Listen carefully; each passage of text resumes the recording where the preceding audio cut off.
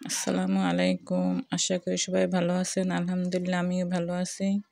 আজকে আরও একটা ভিডিও নিয়ে আসলাম। আশা করি আপনাদের ভালো লাগবে। এই যে মাত্র ৫ মিনিটেই বেগুনের সাথে ডিম দিয়ে একটা ইউনিক রেসিপি নিয়ে আসলাম। এই যে দেখুন আমি বেগুন কিভাবে কেটে নিয়েছি। একটু এই যে দেখুন খেয়াল করে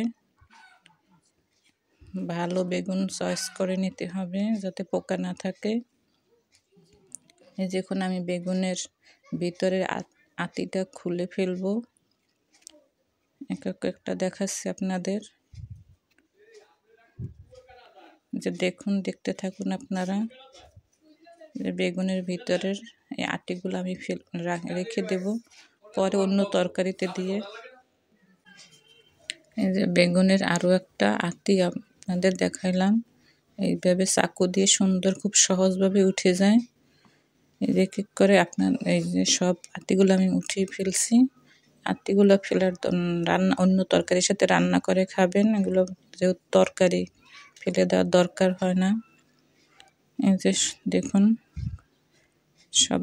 এখন আমি এখানে 2টা ডিম নিয়েছি। পেঁয়াজগুলো আমি এই রকমের কেটে নিয়েছি। কাঁচামরিচ কেটে নিয়েছি, জিরার গুঁড়ো এবং ধনিয়া পাতা। এই যে ডিমের সাথে আমি এখন পেঁয়াজ দিয়ে দিলাম, তারপর কাঁচামরিচ দিয়ে দেব, তারপরে জিরার গুঁড়ো মশলাটা দিয়ে দেব। এখন একটু লবণ দিয়ে ডিমটাকে নেড়ে চেড়ে নিব স্বাদ মতন। লবণে দিয়ে খেয়াল রাখতে হবে লবণ যাতে বেশি না হয়ে যায়। এটা কিন্তু খুবই সহজ এবং ইজি এই রেসিপিটি। আপনারা পোলাও, খিচুড়ি, তারপরে বিরিয়ানি,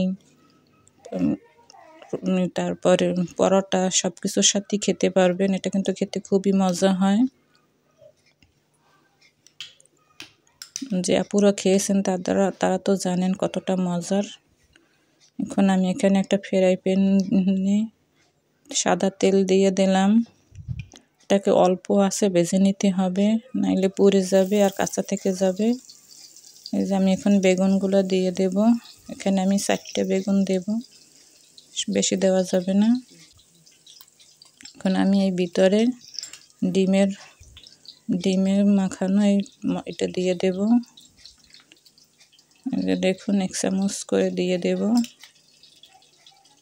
এই চাইরোটা এখন এই রকমের আস্তে অল্প আছে ভেজে নিতে হবে। মাত্র 5 মিনিটই রেডি।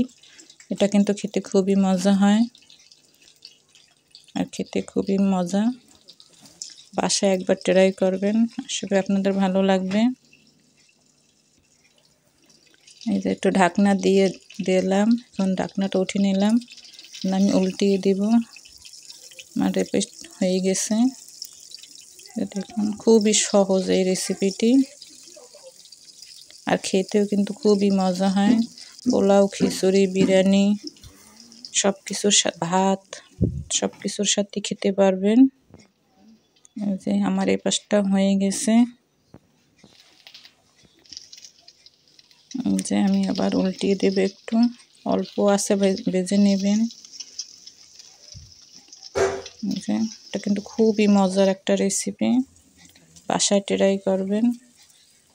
এই যে আমি উঠিয়ে নিলাম। এই রকমের করে আমি সবগুলো ভেজে নিয়েছি। এই যে দেখুন দেখতে কতটা লোভনীয় হয়েছে। দেখতে যেমন লোভনীয়, খেতেও কিন্তু তেমনি মজাদার। সবাইকে আল্লাহ হাফেজ।